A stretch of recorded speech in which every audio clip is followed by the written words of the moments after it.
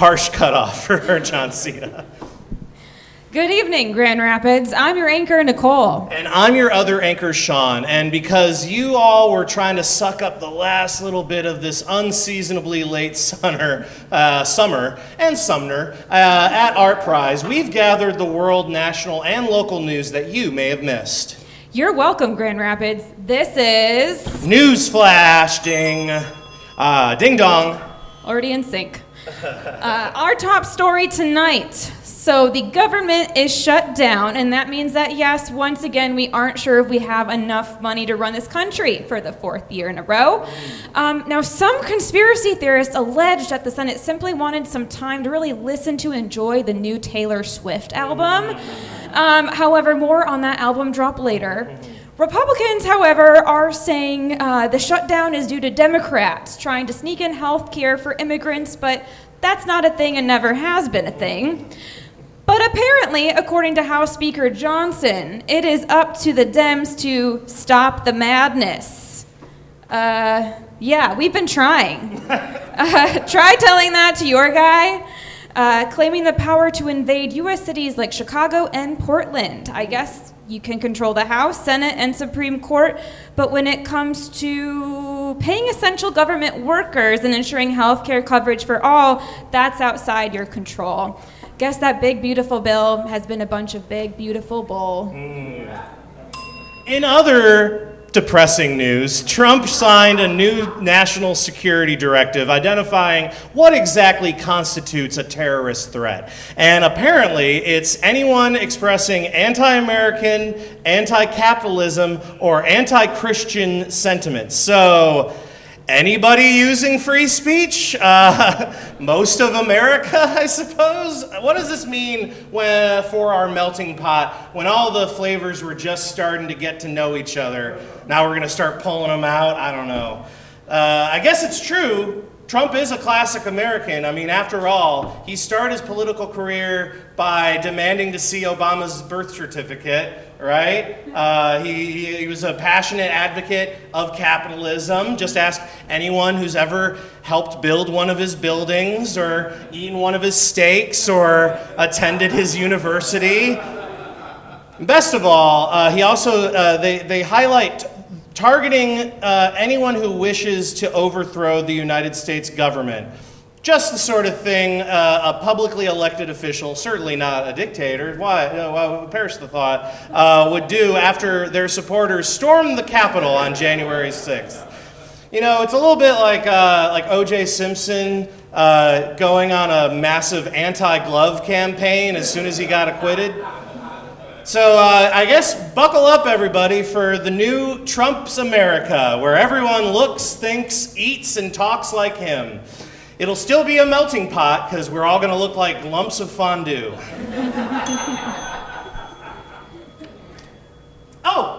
Nicole, did you hear, did you see that new Leo DiCaprio movie that's out right now? It's One Battle After Another? I have not. Pretty good. It's pretty good. I hear they're already making a sequel. Yeah. In this one, in the sequel, Leo becomes a CIA informant declaring people who are anti-American. It's called One Tattle After Another. Wait until I say the title for the next one. Spoiler alert, there might be one more of those at least. Speaking of January 6th, the Department of Justice investigation into that pesky little insurrection revealed around 274 FBI agents who were present on that day. So it actually was an inside job? Or the FBI was really mad at Mike Pence, or both. The FBI has stated these 274 agents were not undercover, but simply present at the Capitol building during the attack. So there's a very important distinction. So now, while the FBI and our good faith justices sort that out, we can only imagine the sort of conversations that took place in the homes of these agents on the evening of January 6th.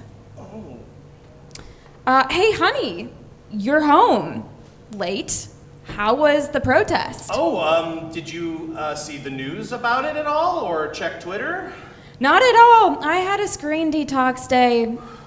By the way, I'm so glad there is an X in the word detox and not in any popular social media platform. Yet. Well, you know, I just saw a couple coworkers at the protest. James was there, yeah. James, doesn't he still owe you the money after you won the fantasy football league at work? Yeah, he just ignored me though. He wouldn't look me in the eye at all. I don't know, weird guy. In NewsFlash news, the world mourned the loss of the most famous lover of primates, besides Michael Jackson. Of course, it was Jane Goodall. Yes, rest in peace, rest in power. In an interview published just after her death, apparently, Goodall said she would like to launch Trump, Putin, Xi Jinping, Netanyahu, and Elon Musk all into space. And they just asked her how she was doing that day. It was just an unprompted statement. No, this means a lot, I think, because she spent years watching apes throw shit at each other. So that's gotta be a pretty big burn for these guys. Although, we did used to send monkeys into space, so maybe she meant it as a term of respect. I don't know. I guess the true answer will have to remain a missed opportunity. Hey, Nicole, I hear they're making a sequel to that Leo DiCaprio movie, One Battle After Another. Oh yeah? What's this one? Yeah, it's a movie. Well, let me remind myself which one it is.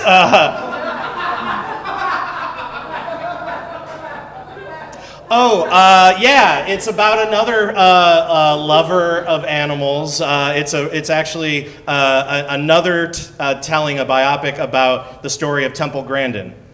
It's one cattle after another.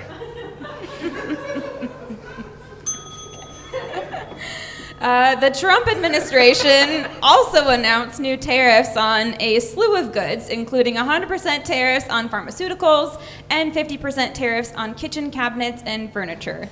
It's going to be a stressful week for West Michigan, as that's basically our entire industry. And poor Harry Potter, where is he going to sleep now? In the cupboard under the stairs is even too much for him. I know. Thank God we all got the Pfizer vaccine, though, made in Kalamazoo before they increased prices just in time for their multi-million-dollar expansion project. But don't worry, IKEA furniture will only be slightly more expensive, but just as cheap. IKEA only raises prices when wages go up. Free market advocates say they got meatballs for brains. Delicious, delicious brain meatballs. They call it a fruc. Now, Trump is threatening to deploy troops to Portland, as we mentioned, and ICE agents are currently carrying out raids in Chicago. So with all of this in the news, we figured we would turn to an expert in the field, our special guest correspondent, Timmy, the junior ICE agent.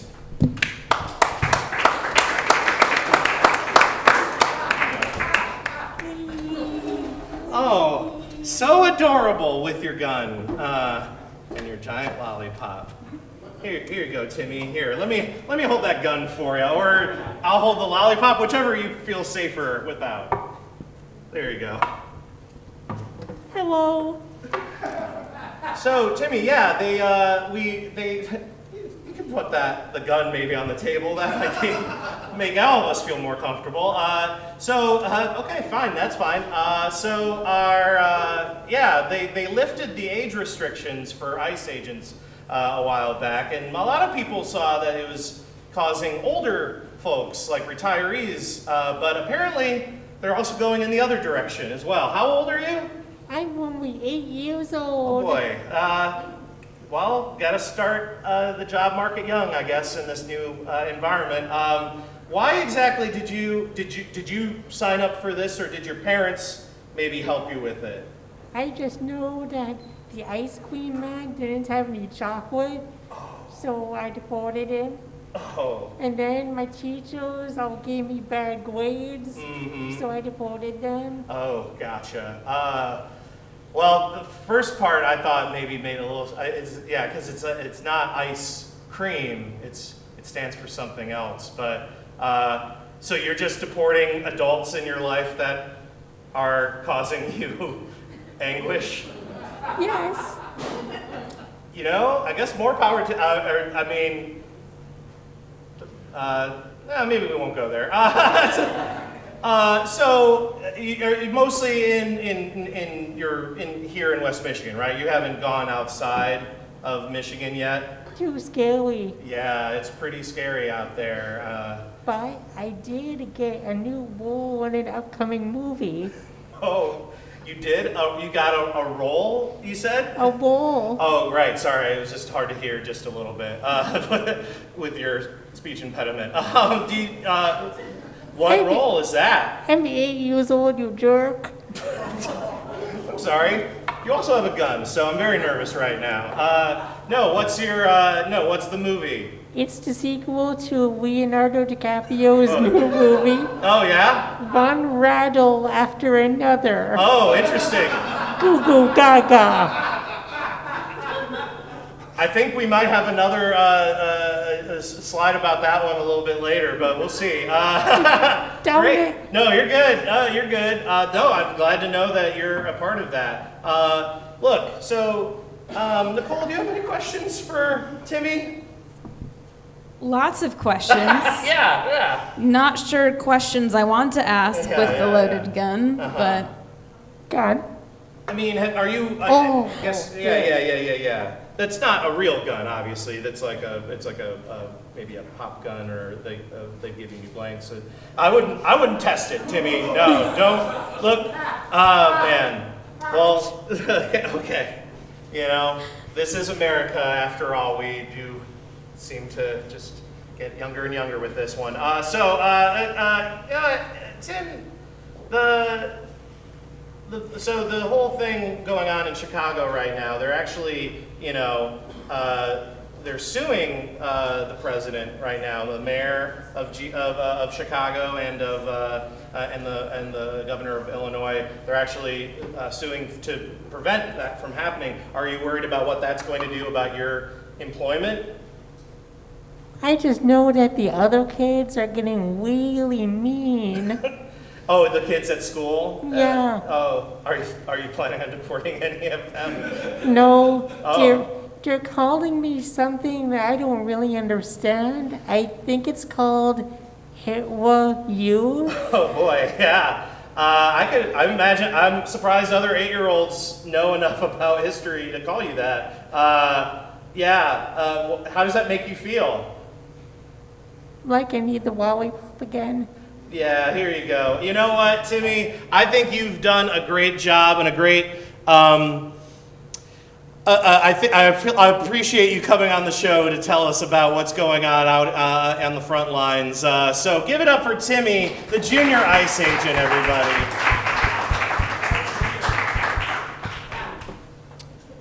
You know, now that he's gone, I do recall hearing that he. Oh yeah, you did it. Okay, there it is.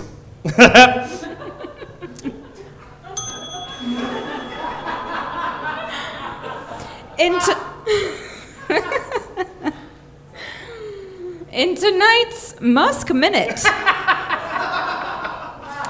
Our unfortunately ongoing series. A new Financial Times report based on conversations with former and current employees of Elon Musk reports that there has been massive turnover at all 5 of his businesses, as well as his brief foray as head of the Department of Government Efficiency. Apparently... Say its name. Apparently... He would want it. Oh, it's okay. Apparently, when you have a reputation for being a maverick edgelord who likes to post memes and mix together personal, professional, and political lives, it leads to a tendency for your employees to not stick around for very long. Maybe he can just employ the AI sex bots he just launched to be his personal assistants and just stay in his mansion where he can't impregnate any more real human women. Yeah, I think that's a great idea. Speaking of awful billionaires, disgraced entrepreneur Charlie Javis has been sentenced to 7 years in prison for charges of fraud. You see, back in 2021, if you've don't remember, Javis sold her company Frank to JP Morgan for $1.75 million based on a claim that her website helped over 4 million students apply for financial aid. Turns out that number was just the number of clicks that the website received. So people who had visited the site, only a percentage of that, about a few 100,000, actually used the service. So just to put this into perspective, it's sort of like when it shows that 100 people are interested in your Facebook event, but then like only 5 or 6 show up. That's kind of what actually happened here. So in order to help pay for her legal fees, Javis has launched a new app, Fwa.io. It's a subsidiary of FAFL. In other fraud news, the founders of Rev, R-E-V, an e-commerce company who had previously bought out bankrupt companies such as Radio Shack, Pier 1 Imports, among other bankrupt retail brands, they've been accused of running a $112 million Ponzi scheme. In their rush to buy such brands like linens and things, I guess they forgot about rules and things. I don't know. Who would have thought that a couple of elder millennial venture capitalists using the branding power of failed businesses beloved by our boomer parents in order to make money off of e-commerce investors would be so duplicitous? Who would have thought?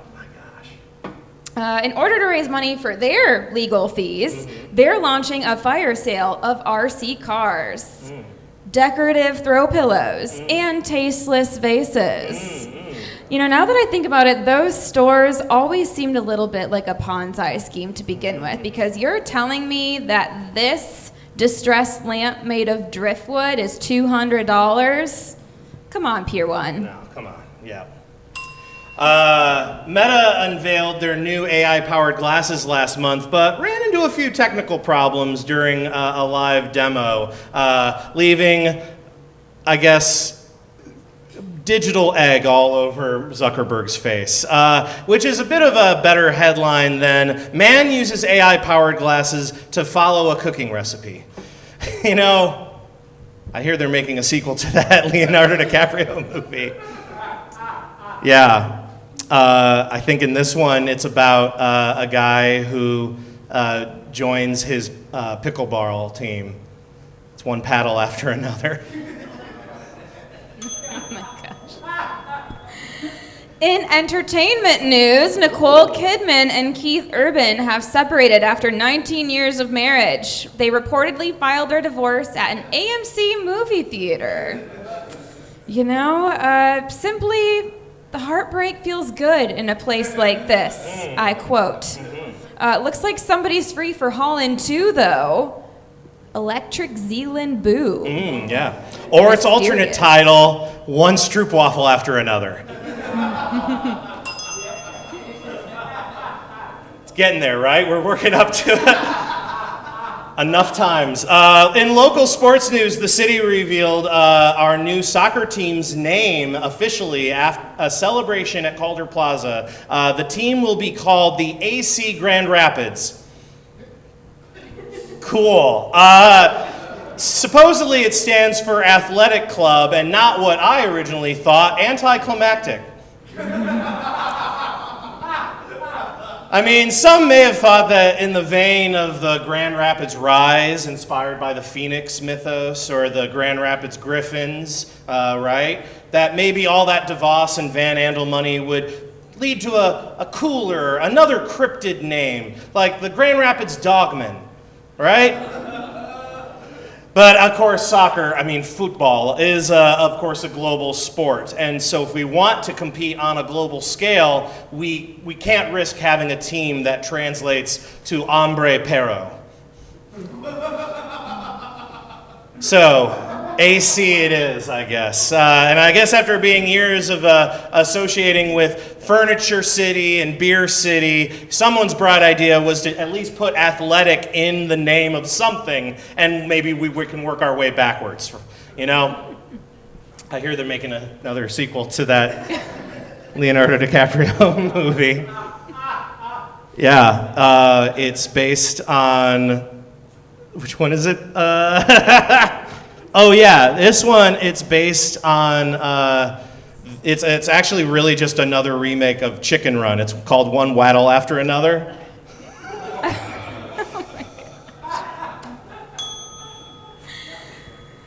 A woman has confessed in court to embezzling from an Oklahoma 7-Eleven store. Oh. The suspicious activity was identified when the woman continued to withdraw the exact same amount from the store ledger account, which was coincidentally her favorite number.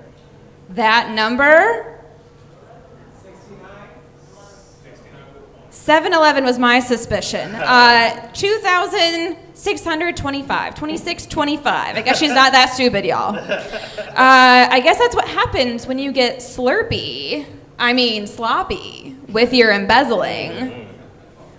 Yeah, prosecutors agreed to dismiss this woman's felony if she repays the amount stolen. Upon hearing this, she took a big gulp, but no word on whether she will be asked to pay that beverage back as well.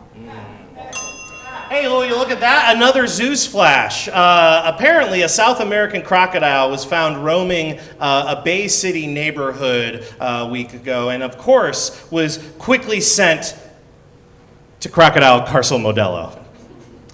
There's not many other prisons that begin with C. Authorities thought it was an out of place to see a crocodile in Michigan, especially in fall, until the crocodile spoke, saying, "Listen, guys, I know weather's unpredictable right now, but it is so unseasonably warm for October, and there was a connecting flight from Boca Raton. So, you do the math. Plus, I'm so tired of hanging out on these sweaty douchebags polo shirts." I hear they're making a sequel to that Leonardo DiCaprio movie. I forget the setup, but it's called, One Seattle After Another. It's another line in the Tom Hanks, Meg Ryan trilogy.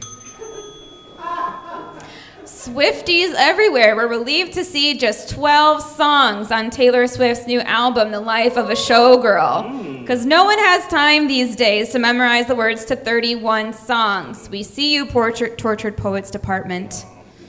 It is also the most explicit album Taylor Swift has put out to date, with 8 out of the 12 songs containing profanity. The reviews have been mixed, with many questioning the title of the album. Many are wondering whether The Life of a Sailor is more fitting. Some of the more vocal album haters are attributing the subpar song quality to Swift's seemingly healthy relationship with Travis Kelce. Yeah, maybe they should have called it The Trad Wife of a Pro Burl. Burl is a derogatory name for a man with a lot of bulky muscles, according to Wikipedia.